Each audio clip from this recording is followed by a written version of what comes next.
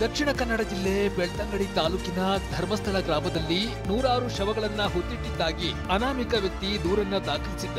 ಈ ದೂರು ಆಧರಿಸಿ ತನಿಖೆಯನ್ನ ಆರಂಭಿಸಿರುವ ಎಸ್ಐಟಿ ತಂಡ ಧರ್ಮಸ್ಥಳ ಗ್ರಾಮದಲ್ಲಿ ಹೂತಿಡಲಾಗಿದೆ ಎನ್ನಲಾದ ಶವಗಳ ಶೋಧ ಕಾರ್ಯಾಚರಣೆಯನ್ನ ನಡೆಸಿದೆ. ಧರ್ಮಸ್ಥಳ ಗ್ರಾಮದ ನೇತ್ರಾವತಿ ನದಿ ತೀರದಲ್ಲಿರುವ ಕಾಡು ಸೇರಿದಂತೆ 13 ಸ್ಥಳಗಳಲ್ಲಿ ಶವಗಳನ್ನ ಹೂತಿಟ್ಟಿದ್ದಾಗಿ ಅನಾಮಿಕ ದೂರುದಾರ ಸೋಮವಾರ ಗುರುತಿಸಿದ್ದ. ಹೀಗೆ ಗುರುತಿಸಿದ್ದ ಸ್ಥಳಗಳಲ್ಲಿ ಶವಗಳಿಗಾಗಿ ತೀವ್ರ ಶೋಧ ಕಾರ್ಯಾಚರಣೆ ನಡೆಸಲಾಯಿತು. ಧರ್ಮಸ್ಥಳ ಗ್ರಾಮ ಪಂಚಾಯಿತಿಯ 12 ಕಾರ್ಮಿಕರು ಸಣ್ಣ ಹಿಟಾಚಿ ಮತ್ತು ಜೆಸಿಬಿಯನ್ನ ಬಳಸಿ ಸಮಾಧಿ ಅಗೆಯುವ ಕಾರ್ಯವನ್ನ ಎಸ್ಐಟಿ ಅಧಿಕಾರಿಗಳ ಸಮ್ಮುಖದಲ್ಲಿ ನಡೆಸಿದೆ. ಈ ವೇಳೆ ನೂರಾರು ಜನ ಸ್ಥಳದಲ್ಲಿ ಸೇರಿದ್ದು ಕ್ರಮ ಸಂಖ್ಯೆ 1ರ ಜಾಗದಲ್ಲೇ ಮೊದಲ ದಿನ ಶವಗಳ ಶೋಧಕ್ಕೆ ಉತ್ಖನನ ನಡೆಯಿತು. 15 ಅಡಿ ಅಗಲ 8 ಅಡಿ ಆಳವನ್ನ ಅಗಿದ್ರು. ಸ್ಥಳಕ್ಕೆ ಶ್ವಾನದಳವನ್ನ ಕರೆಸಿದ ಎಸ್ಐಟಿ ತನಿಖಾ ತಂಡ ತೀವ್ರ ಶೋಧ ನಡೆಸಿದ್ರು ಯಾವುದೇ ಅಸ್ಥಿಪಂಜರ ಸಿಕ್ಕಿಲ್ಲ. ಒಂದು ತಿಂಗಳ ಹಿಂದೆ ಅನಾಮಿಕ ವ್ಯಕ್ತಿಯೊಬ್ಬ ದಕ್ಷಿಣ ಕನ್ನಡ ಜಿಲ್ಲಾ ಪೊಲೀಸ್ ವರಿಷ್ಠಾಧಿಕಾರಿ ಮತ್ತು ಧರ್ಮಸ್ಥಳ ಪೊಲೀಸರಿಗೆ ನೀಡಿದ್ದ ಒಂದು ದೂರು ಭಾರೀ ಸಂಚಲನ ಸೃಷ್ಟಿಸಿದೆ. ನಾನು 25 ವರ್ಷಗಳಿಗೂ ಹಿಂದಿನಿಂದ ನೂರಾರು ಶವ ಹುಟ್ಟಿದ್ದೇನೆ.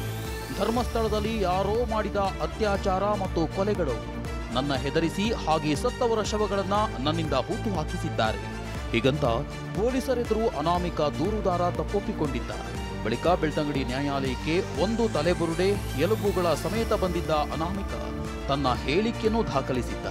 ಬಳಿಕ ಪ್ರಕರಣದ ತನಿಖೆಗೆ ರಾಜ್ಯ ಸರ್ಕಾರ ಎಸ್ಐಟಿ ರಚಿಸಿತ್ತು. ನಂತರ ಸೋಮವಾರ ಅನಾಮಿಕನನ್ನ ಕರೆದೊಯ್ದು ಶವ ಹುಟ್ಟಿದ್ದ ಎನ್ನಲಾದ ಕಡೆ 13 ಜಾಗಗಳನ್ನು ಗುರುತಿಸಲಾಗಿತ್ತು. ಹೀಗೆ ಧರ್ಮಸ್ಥಳ ಕ್ಷೇತ್ರದ ಬಗ್ಗೆ ಪದೇ ಪದೇ ಆರೋಪ ಕೇಳಿ ಬಂದಿದ್ದು ಉನ್ನತ ಮಟ್ಟದ ತನಿಖೆ ಮಾಡಿಸಿ ಎಂದು ಧರ್ಮಾಧಿಕಾರಿ ಆಗ್ರಹಿಸಿದ್ದಾರೆ. 2013ರಲ್ಲೇ ಉನ್ನತ ಮಟ್ಟದ ತನಿಖೆ ಮಾಡಿಸಿ ಎಂದಿದ್ದ ಧರ್ಮಾಧಿಕಾರಿ ಈಗ ಎಸ್ಐಟಿ ರಚಿಸಿದ್ದನ್ನ ಸ್ವಾಗತಿಸಿದ್ದಾರೆ. ಈ ಮೂಲಕ ಆರೋಪಗಳಿಗೆ ಬೇಗ ಉತ್ತರ ಸಿಗುತ್ತೆಂಬ ವಿಶ್ವಾಸ ಮೂಡಿದೆ. ನಟ ದರ್ಶನ್ ಫ್ಯಾನ್ಸ್ ಅವಾಚ್ಯ ಕಮೆಂಟ್ಸ್ ಬಳಕೆ ವಿಚಾರದಲ್ಲಿ ನಟಿ ರಮ್ಯಾ ಪರ ಸ್ಯಾಂಡಲ್ವುಡ್ನ ದೊಡ್ಡ ಮನೆ ಕುಟುಂಬ ಧ್ವನಿ ಎತ್ತಿದೆ. ರಮ್ಯಾ ಪರ ಧ್ವನಿ ಎತ್ತಿ ನಟ ಶಿವರಾಜ್ ಕುಮಾರ್ ಪೋಸ್ಟ್ ಮಾಡಿದ್ದಾರೆ. ನಿಮ್ಮ ನಿಲುವು ಸರಿಯಿದೆ ರಮ್ಯಾ, ನಿಮ್ಮ ಜೊತೆಗೆ ನಾವು ಸದಾ ನಿಲ್ಲುತ್ತೇವೆ. ರಮ್ಯಾ ಅವರ ವಿರುದ್ಧ ಬಳಸಿರುವ ಪದಗಳು ಖಂಡನೀಯ. ಯಾವ ಮಹಿಳೆಯ ವಿರುದ್ಧವೂ ಆ ರೀತಿ ಮಾತನಾಡುವುದು ಸರಿಯಲ್ಲ. ಅದನ್ನು ನಾವು ಸಹಿಸಬಾರದು. ಮಹಿಳೆಯರನ್ನು ತಾಯಿಯಾಗಿ, ಅಕ್ಕನಾಗಿ, ಮಗಳಾಗಿ, ಮಡದಿಯಾಗಿ ಮತ್ತು ಮೊಟ್ಟ ಮೊದಲು ಒಬ್ಬ ವ್ಯಕ್ತಿಯಾಗಿ ಗೌರವಿಸುವುದು ತುಂಬಾ ಮುಖ್ಯ. ಸೋಷಿಯಲ್ ಮೀಡಿಯಾ ತುಂಬಾ ಬಲಿಷ್ಠವಾದ ಅಸ್ತ್ರ. ಅದನ್ನು ತಮ್ಮ ಏಳಿಗೆಗಾಗಿ ಬಳಸಬೇಕೆ ಹೊರತು ಅವಾಚ್ಯ ಶಬ್ದಗಳಿಂದ ನಿಂದಿಸಿ ದ್ವೇಷ, ಅಸೂಯೆಯನ್ನು ಬಿತ್ತಲು ಬಳಸಬಾರದು. ನಿಮ್ಮ ನಿಲುವು ಸರಿಯಿದೆ ರಮ್ಯಾ, ನಿಮ್ಮ ಜೊತೆಗೆ ನಾವು ಸದಾ ನಿಲ್ಲುತ್ತೇವೆ. ಹೀಗೆ ತನ್ನ ಬೆನ್ನಿಗೆ ನಿಂತ ಶಿವಣ್ಣನಿಗೆ ಟ್ವೀಟ್ ಮೂಲಕ ನಟಿ ರಮ್ಯಾ ಧನ್ಯವಾದ ತಿಳಿಸಿದ್ದಾರೆ. ಜೊತೆಗೆ ರಮ್ಯಾರನ್ನ ಬೆಂಬಲಿಸಿ ಶಿವಣ್ಣ ಮಾಡಿದ ಪೋಸ್ಟ್ ಅನ್ನ ಎಕ್ಕ ಸಿನಿಮಾ ಹೀರೋ ನಟ ಯುವರಾಜ್ ಕುಮಾರ್ ರೀಪೋಸ್ಟ್ ಮಾಡಿದ್ದಾರೆ.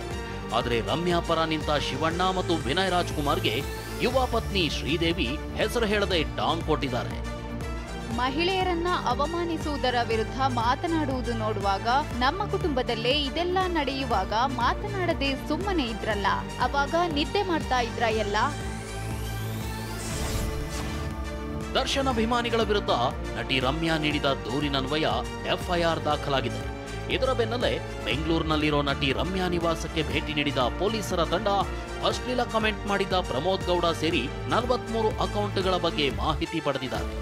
ಮತ್ತೊಂದೆಡೆ ನಟಿ ರಮ್ಯಾಗೆ ಕಳಿಸಲಾದ ಅವಹೇಳನಕಾರಿ ಸಂದೇಶಗಳನ್ನು ಪರಿಶೀಲಿಸಿ ಕ್ರಮ ಕೈಗೊಳ್ಳುವಂತೆ ಬೆಂಗಳೂರು ಪೊಲೀಸ್ ಆಯುಕ್ತರಿಗೆ ಕೆಪಿಸಿಸಿ ಮಹಿಳಾ ಘಟಕ ದೂರು ನೀಡಿ ಮನವಿ ಮಾಡಿದೆ. ಇನ್ನು ರಮ್ಯಾ ದೂರಿನ ವಿಚಾರದಲ್ಲಿ ಪೊಲೀಸ್ ಕಮಿಷನರ್ ಕ್ರಮ ತೆಗೆದುಕೊಳ್ತಾರೆ ಅಂತ ಗೃಹ ಸಚಿವ ಡಾಕ್ಟರ್ ಜಿ ಪರಮೇಶ್ವರ್ ಹೇಳಿದ್ದಾರೆ. ಟ್ಯಾಗರ್ ತೋರಿಸಿ ಕೊಲೆ ಬೆದರಿಕೆ ಹಾಕಿದ್ದಾರೆ ಅಂತ ಆರೋಪಿಸಿ ನಟ ಪ್ರಥಮ್ ದರ್ಶನ್ ಅಭಿಮಾನಿಗಳ ವಿರುದ್ಧ ಬೆಂಗಳೂರು ಗ್ರಾಮಾಂತರ ಎಸ್ಪಿ ಕಚೇರಿಯಲ್ಲಿ ದೂರು ದಾಖಲಿಸಿದ್ದಾರೆ. ಎಸ್ಪಿಗೆ ದೂರು ನೀಡಿದ ಬಳಿಕ ದರ್ಶನ್ ಮತ್ತು ಅಭಿಮಾನಿಗಳ ವಿರುದ್ಧ ಪ್ರಥಮ್ ಭಾರಿ ಆಕ್ರೋಶ ಹೊರಹಾಕಿದ್ದಾರೆ. ಈಗ ನೋಡ್ರಿ ನನ್ನ 2000 ಪೇಜಸ್ ಅಲ್ಲಿ ಹಾಕ್ಸ್ಬಿಟ್ಟವ್ರು. ಯಾರು ಅಂದ್ರೆ ಯಾವ ನಟ ಮಾಡಬಾರ್ದಾಗ ನಾನು ನಟನೆ ಮಾಡಿ ಸರ್. ಆ ನಟನ್ಗೆ ಹೇಳೋದು ಬಾಯಿ ಮುಚ್ಕೊಂಡು ನಿನ್ನ ಕೆಲಸ ಏನಿದೆ ನೋಡ್ಕೊಂಡು ಹೋಗ್ಬೇಕು. ಈ ದೊಡ್ಡ ನಟ ಗಿಡ್ ನಟ ಎಲ್ಲ ಮಾಡಕ್ಕೆ ಹೋಗ್ಬಾರ್ದು. ಆ್ಯಂಡ್ ಇದರಲ್ಲಿ ಇನ್ನೊಂದಂದ್ರೆ ಆ ಹೀರೋ ಬಾಯಿ ಮುಚ್ಕೊಂಡಿರ್ಬೇಕು ಸರ್, ಬಾಯಿ ಮುಚ್ಕೊಂಡಿರ್ಬೇಕು. ನಾನು ಯಾರ ಮಾತು ಕೇಳಿ ಮಾಡ್ತಾ ಇಲ್ಲ. ನಿಮ್ಗೆ ಏನಿದೆ ಅಷ್ಟು ನೋಡ್ಕೊಂಡು ಹೋಗಿ ಸರ್. ನಿನ್ನೆ ತನ್ಕೊಂಡು ಟ್ರೈ ಮಾಡಿದೆ, ಅವ್ರು ಆಯಿತು ಸುಮ್ಮನೆ ಬಿಡಿ. ನಿನ್ನೆ 2000 ಪೇಜಲ್ಲಿ ಹಾಕ್ಸೋ ನೀವು ಯಾವ ಸೀಮೆ ದೊಡ್ಡ ನಟ ಸರ್? ಕಾಮನ್ ಸೆನ್ಸ್ ಇಲ್ಲ ನಿಮಗೆ? ನಿಮ್ಗೆ ಕಾಮನ್ ಸೆನ್ಸ್ ಬೇಡವಾ ಸರ್? ನಿಂದೇ ಡಿ ಪೇಜ್ಗಳಲ್ಲಿ ಯಾವ್ಯಾವ ಮಾಡ್ತಾರೆ. ನಾನು ಹೇಳ್ತಾ ದರ್ಶನ್ ಅವ್ರಿಗಲ್ಲ, ಯಾರು ಹಾಕಿಸ್ತಾ ಇದ್ದಾರೆ ಪೇಜ್ ಅವ್ರಿಗೆ ಹೇಳ್ತಾರೆ. 2000 ಪೇಜಲ್ಲಿ ಹಾಕ್ಸ್ಬೇಕು, ದುಡ್ಡು ಖರ್ಚು ಮಾಡ್ಬೇಕಲ್ಲ ಸರ್. ಟ್ವಿಟರ್ಲ್ಲಿ ಹಾಕ್ಸ್ಬೇಕು, ಅವ್ರಿಗೆ ಹೇಳ್ತಾ ಇರೋದು. ನಾನು ಹೇಳ್ತಾರೆ ದರ್ಶನ್ ಅವ್ರಿಗಲ್ಲ. ಇದರಿಂದ ದರ್ಶನ್ ಅವ್ರಿಗೆ ಟ್ಯಾಗರ್ ತೆಗೆದು ಜೀವ ಬೆದರಿಕೆ ಹಾಕಿದ್ರು ಅಂತ ದರ್ಶನ್ ಫ್ಯಾನ್ಸ್ ವಿರುದ್ಧ ಪ್ರಥಮ್ ಮಾಡಿರುವ ಆರೋಪಕ್ಕೆ ಮತ್ತೊಂದು ಪ್ರತ್ಯಕ್ಷದರ್ಶಿಯ ಸಾಕ್ಷಿ ಸಿಕ್ಕಿದೆ. ಬೆದರಿಕೆ ವೇಳೆ ಸ್ಥಳದಲ್ಲಿದ್ದ ಎನ್ನಲಾದ ನಟ ಬುಲೆಟ್ ಪ್ರಕಾಶ್ ಪುತ್ರ ರಕ್ಷಕ್ಗೂ ಕಾನೂನು ಕಂಟಕ ಕಾಡುವ ಸಾಧ್ಯತೆ ಇದೆ. ವೆಪನ್ ತೆಗೆದಿದ್ದು ಹೌದಾ? ಅದನ್ನ ಕೇಳಿ. ಹೌದು, ಹಂಗಿದ್ದು ಬೆದರಿಕೆ ಒಂದ್ಸಲ ಚುಚ್ಬಿಟ್ರು ಹೋಗ್ಬಿಡ್ತೀಯ. ಇದು ಹೇಳಿದ್ ನಿಜನಾ? ಇದು ಕಾಮಿಡಿನಾ? ಲೋಕಸಭೆಯಲ್ಲಿ ಆಪರೇಷನ್ ಸಿಂಧೂರದ ಬಗ್ಗೆ ಭಾಷಣ ಮಾಡಿದ ಪ್ರಧಾನಿ ಮೋದಿ ವಿಪಕ್ಷಗಳ ಪ್ರಶ್ನೆಗಳಿಗೆ ತಕ್ಕ ಉತ್ತರ ನೀಡಿದ್ದಾರೆ. ಆಪರೇಷನ್ ಸಿಂಧೂರದ ಮೂಲಕ ಭಾರತದ ಸೇನೆ ಶೌರ್ಯ ಪ್ರದರ್ಶಿಸಿದೆ. ಇದು ಭಾರತದ ವಿಜಯೋತ್ಸವದ ಅಧಿವೇಶನವಾಗಿದೆ. ಇಡೀ ದೇಶದ ಪರವಾಗಿ ಸೇನೆಗೆ ಅಭಿನಂದನೆಗಳು ಅಂತ ಮೋದಿ ಕೊಂಡಾಡಿದರು. ಇನ್ನು ಅಮೆರಿಕ ಅಧ್ಯಕ್ಷ ಟ್ರಂಪ್ ಭಾರತ ಪಾಕಿಸ್ತಾನದ ಯುದ್ಧ ನಿಲ್ಲಿಸಿದೆ ಎನ್ನುವ ಹೇಳಿಕೆಗೆ ಉತ್ತರಿಸಲು ವಿಪಕ್ಷಗಳು ಆಗ್ರಹಿಸಿದ್ದಕ್ಕೂ ಮೋದಿ ಪ್ರತಿಕ್ರಿಯಿಸಿದ್ದು, ಜಗತ್ತಿನ ಯಾವುದೇ ನಾಯಕ ಭಾರತದ ಯುದ್ಧ ನಿಲ್ಲಿಸಲು ಹೇಳಿಲ್ಲ ಅಂತ ಮೋದಿ ಉತ್ತರಿಸಿದ್ದಾರೆ. दुनिया के किसी भी नेता ने भारत के ऑपरेशन रोकने के लिए नहीं कहा. पाकिस्तान के कोने कोने में आतंकी अड्डों को धुआं कर दिया. ಪ್ರಧಾನಿ ಮೋದಿ ಆಪರೇಷನ್ ಸಿಂಧೂರ ಕಾರ್ಯಾಚರಣೆಯನ್ನ ತಮ್ಮ ಇಮೇಜ್ ಹೆಚ್ಚಿಸಿಕೊಳ್ಳಲು ಬಳಸಿಕೊಳ್ತಿದ್ದಾರೆ ಅಂತ ಲೋಕಸಭೆ ವಿಪಕ್ಷ ನಾಯಕ ರಾಹುಲ್ ಗಾಂಧಿ ಕಿಡಿಕಾರಿದ್ದಾರೆ. ಪ್ರಧಾನಮಂತ್ರಿಗಳ ವರ್ಚಸ್ಸು ರಾಜಕೀಯ ಮತ್ತು ಪ್ರಚಾರಕ್ಕಿಂತ ದೇಶ ಮತ್ತು ಸೇನೆ ಮುಖ್ಯ. ಇದನ್ನ ಪ್ರಧಾನಿಗಳು ಅರ್ಥ ಮಾಡಿಕೊಳ್ಬೇಕು ಅಂತ ರಾಹುಲ್ ಗಾಂಧಿ ಹೇಳಿದ್ದಾರೆ. The nation is above your image, above your politics and above your PR. The forces are above your PR, your image and your politics. Have the humility to understand that. Have the dignity to... ಮಹಾರಾಷ್ಟ್ರದ ಪಶ್ಚಿಮ ಘಟ್ಟ ಪ್ರದೇಶದಲ್ಲಿ ಮಳೆಯ ಅಬ್ಬರ ಮುಂದುವರಿದಿದೆ. ಇದರಿಂದ ಘಟಪ್ರಭಾ ನದಿ ತುಂಬಿ ಹರಿಯುತ್ತಿದೆ. ಬಾಗಲಕೋಟೆಯ ರಬಕವಿ ಬನಹಟ್ಟಿ ತಾಲೂಕಿನ ಡವಳೇಶ್ವರ ಗ್ರಾಮದ ಕಬ್ಬಿನಗದ್ದೆ ಎಸ್ಕಾಂ ಗ್ರಿಡ್ಗೂ ನದಿ ನೀರು ನುಗ್ಗಿದೆ. ನದಿ ಹರಿವಿನ ಮಟ್ಟ ಏರಿದ್ರಿಂದ ಮಾಚಕನೂರಿನ ಹೊಳೆಬಸವೇಶ್ವರ ದೇವಸ್ಥಾನ ಜಲಾವೃತವಾಗಿದೆ. ಇತ್ತ ತುಂಗಭದ್ರಾ ನದಿಗೆ 1,20,000 ಕ್ಯೂಸೆಕ್ನಷ್ಟು ನೀರನ್ನ ಹರಿಬಿಡಲಾಗಿದೆ. ನದಿ ಪಾತ್ರಕ್ಕೆ ತೆರಳದಂತೆ ಜಿಲ್ಲಾಡಳಿತ ಆದೇಶವನ್ನ ಮಾಡಿದೆ. ಹೀಗಿದ್ರೂ ನಾಡದೋಣಿ ಚಾಲಕರು ಪ್ರವಾಸಿಗರನ್ನ ಕೂರಿಸಿಕೊಂಡು ನದಿಯಲ್ಲಿ ನಾಡದೋಣಿ ಚಲಾಯಿಸಿದ್ದಾರೆ. ಕೇರಳ ನರ್ಸ್ ನಿಮಿಷಾ ಪ್ರಿಯಾಳಿಗೆ ಯಮನ್ ಕೋರ್ಟ್ ವಿಧಿಸಿದ್ದ ಗಲ್ಲು ಶಿಕ್ಷೆ ರದ್ದಾಗಿದೆಯೆಂದು ಭಾರತದ ಗ್ರ್ಯಾಂಡ್ ಮುಫ್ತಿ ಕಾಂತಾಪುರಂ ಎಪಿ ಅಬೂಬಕರ್ ಮುಸ್ಲಿಯಾರ್ ಕಚೇರಿ ಮಾಹಿತಿ ನೀಡಿದೆ. ಈ ಹಿಂದೆ ನಿಮಿಷಾ ಪ್ರಿಯಾಳಿಗೆ ವಿಧಿಸಿದ್ದ ಮರಣದಂಡನೆಯನ್ನ ತಾತ್ಕಾಲಿಕವಾಗಿ ಮುಂದೂಡಲಾಗಿತ್ತು. ಇದೀಗ ಮರಣದಂಡನೆಯನ್ನು ಸಂಪೂರ್ಣವಾಗಿ ರದ್ದುಗೊಳಿಸಲು ನಿರ್ಧರಿಸಲಾಗಿದೆ ಎಂದು ಅಬೂಬಕರ್ ಮುಸ್ಲಿಯಾರ್ ಕಚೇರಿ ಹೇಳಿದೆ. ಅತ್ಯಾಚಾರ ಪ್ರಕರಣದ ಆರೋಪಿ ಪ್ರಜ್ವಲ್ ರೇವಣ್ಣ ತೀವ್ರ ಬೆನ್ನು ನೋವಿನ ಕಾರಣ ಹೇಳಿ ಬ್ಯಾಕ್ ಬೆಲ್ಟ್ ಧರಿಸಲು ಅನುಮತಿ ಕೇಳಿದ್ದಾನೆ. ಈ ಸಂಬಂಧ ವಿಕ್ಟೋರಿಯಾ ಇತರೆ ಸರ್ಕಾರಿ ಆಸ್ಪತ್ರೆಯಿಂದ ಅಭಿಪ್ರಾಯ ಪಡೆಯಲು ಜೈಲು ಅಧಿಕಾರಿಗಳಿಗೆ ಜನಪ್ರತಿನಿಧಿಗಳ ವಿಶೇಷ ಕೋರ್ಟ್ ಸೂಚನೆ ಕೊಟ್ಟಿದೆ.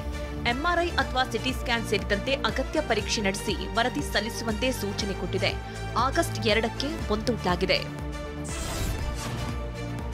ಲವರ್ಸ್ ಜೊತೆ ಗೋವಾಗೆ ಹೋಗಲು ಮನೆಗಳ್ಳತನದ ಹಾದಿ ಹಿಡಿದಿದ್ದ 3 ಬಿಕಾಂ ವಿದ್ಯಾರ್ಥಿಗಳನ್ನ ಬೆಂಗಳೂರಿನ ಕೊತ್ತನೂರು ಪೊಲೀಸರು ಬಂಧಿಸಿದ್ದಾರೆ. ಬಿಕಾಂ ಓದುತ್ತಿದ್ದ ಯಶವಂತ್, ರಮೇಶ್ ಬಂಧಿತರು. ಕಳ್ಳತನ ಮಾಡಿ ಲವರ್ಸ್ ಜೊತೆ ಗೋವಾಗೆ ಹೋಗಿದ್ದ 3ರನ್ನ ಪಾರ್ಟಿ ಮುಗಿಸಿ ಬರ್ತಿದ್ದಂತೆ ಬಂಧಿಸಲಾಗಿದೆ. ಬಂಧಿತರಿಂದ 1/2 ಕೆಜಿಗೂ ಹೆಚ್ಚು ಚಿನ್ನಾಭರಣ, 10 ಲಕ್ಷ ನಗದು ಜಪ್ತಿ ಮಾಡಲಾಗಿದೆ.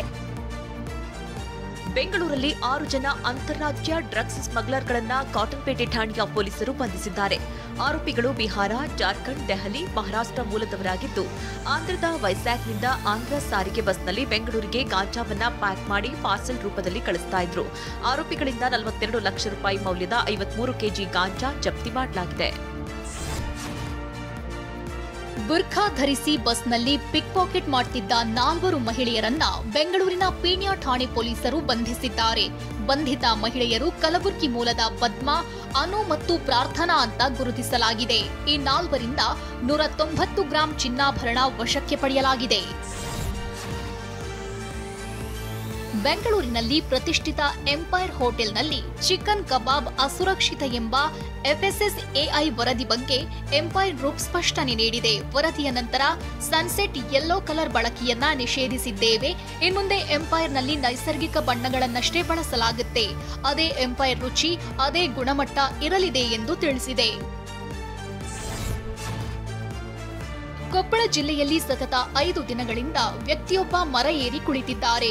ಲೋಕ ಕಲ್ಯಾಣಕ್ಕಾಗಿ ಈ ಕಠಿಣ ಅನುಷ್ಠಾನ ಮಾಡಲಾಗಿದೆ ಎನ್ನಲಾದ ಈ ವ್ಯಕ್ತಿ ನಡೆ ಜನರಲ್ಲಿ ಅಚ್ಚರಿ ಮೂಡಿಸಿದೆ. ಆಹಾರ ಇಲ್ಲದೆ 5 ದಿನದಿಂದ ಮರದ ಮೇಲೆ ವಾಸವಾಗಿರೋ ವ್ಯಕ್ತಿಯನ್ನ ಅವಧೂತ ಸ್ವಾಮೀಜಿ ಎನ್ನಲಾಗಿದ್ದು 101 ದಿನ ಮರದಲ್ಲಿಯೇ ಧ್ಯಾನ ಮಾಡಲಿದ್ದಾರೆ ಎನ್ನಲಾಗಿದೆ. ಬೆಂಗಳೂರಿನ ಕಲಾಸಿಪಾಳ್ಯ ಬಸ್ ನಿಲ್ದಾಣದಲ್ಲಿ ಸ್ಫೋಟಕಗಳನ್ನ ಇಟ್ಟಿದ್ದ ಪ್ರಕರಣದಲ್ಲಿ 3 ಆರೋಪಿಗಳನ್ನ ಪೊಲೀಸರು ಬಂಧಿಸಿದ್ದಾರೆ. ಕೋಲಾರ ಮೂಲದ ಗಣೇಶ್, ಮುನಿರಾಜ್, ಶಿವಕುಮಾರ್ ಅರೆಸ್ಟ್ ಆಗಿದ್ದು, ಬಂಧಿತರಿಂದ 22 ಜಿಲಿಟಿನ್ ಜೆಲ್, 30 ಡಿಟೋನೇಟರ್ಸ್ ವಶಕ್ಕೆ ಪಡೆಯಲಾಗಿದೆ. ಆರೋಪಿಗಳ ವಿಚಾರಣೆ ತೀವ್ರಗೊಂಡಿದೆ. ಮುಂಬೈನಲ್ಲಿರೋ ಬಿಸಿಸಿಐ ಕಚೇರಿಯಿಂದ 6.5 ಲಕ್ಷ ರೂಪಾಯಿ ಮೌಲ್ಯದ IPL ಟೂರ್ನಿಯ ಜೆರ್ಸಿಗಳನ್ನ ಕದ್ದಿದ್ದ ಭದ್ರತಾ ಸಿಬ್ಬಂದಿಯನ್ನ ಬಂಧಿಸಲಾಗಿದೆ. ಆನ್ಲೈನ್ ಜೂಜಾಟದ ಚಟಕ್ಕೆ ಬಿದ್ದಿದ್ದ ಸಿಬ್ಬಂದಿ ಹಣಕಾಸು ಒದಗಿಸಲು ಈ ಕಳ್ಳತನ ಮಾಡಿದ್ದ ಎನ್ನಲಾಗಿದೆ.